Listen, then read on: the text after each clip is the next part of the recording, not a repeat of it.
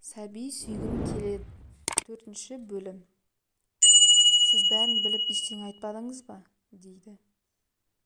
Маған бәрін айтыңыз, деп төбелеп тұрып алады. Кешірші жаңыл, кешірші. Мына бізді. Иә рас, Ерлан бала сүйе алмайды.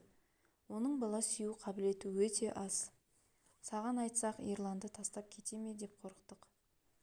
Сондықтан ештеме айта алмадық, дейді. Бұл қалай болғаны, қай уақыттан бері білесіз? Кішкентай бала күнінен білеміз. Кішкентай кезінде операция жасалып, дұрыс жасалмаған екен, дейді. Төбесінен мұздай су құйылғандай абдырап, неге айтпадыңыздар? Неге айтпадыңыздар? Бәрін біліп, мені ақымақ қылдыңыздар ма? Мен өзімді кінәлі сезініп, қаншама ұйқысыз жылаумен түндерді өткіздім, білесіздер ме? Мені ары да бері де сүйрелеп емдеттіңіздер. Маған оңай ма қайта-қайта ем қабылдау? Бәсе, неге тек мені ғана апарады дейтінмін? Бәрін біліп қалмасын деген екенсіздер ғой. Бар нәрсені маған жауып қоя салғансыздар ғой. Осы уақытқа дейін айтпай не істеп жүрсіздер? Бір шешімін табар едік қой. Тастамас едім ғой Ерланды. Жақсы көріп үйлендік емес пе біз бір-бірімізді?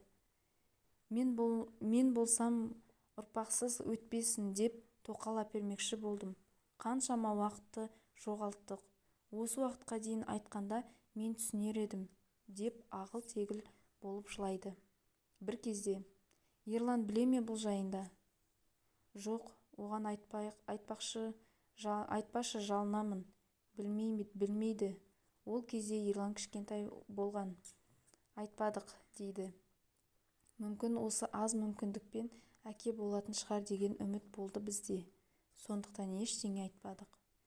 Сіздер сонда мені ойламай, өз інілеріңізді ойламадыңыздар ма? Мен ту сыртымнан естімегенде әлі де құпия болып қалар ма еді? Деп жаңыл әбден осы уақытқа дейін ішінде жатқан бар өкпе-назын айтып бір жеңілдеп қалды. Сосын әпкелеріне қарап, Ерлан жұмыстан келіп қалады. Сыр бермеуге тырысайық. Ерлан естісе, оған ауыр тиеді. Ол мұндайды шыдай алмасына анық, дейді. Ерлан да жұмысынан келіп, әпкелерінің келгеніне мәз, арқа-жарқа болып әңгіме айтып, балалы болатынына қуанып отыр. Еш түр берместен өзін жинап алған Жаңыл да күлімдеп шыға береді. Жаңыл Ерланды еш жазғырмады. Ерлан білмеген, мені бедеу деп жүрсе де, маған қолдау көрсетіп, осынша уақытта бала туып бермедің деп бір ауыз сөз айтпап еді. Сол үшін де Ерланға ештеңе айтпады. Жабулы қазан жабулы болып қала берсін.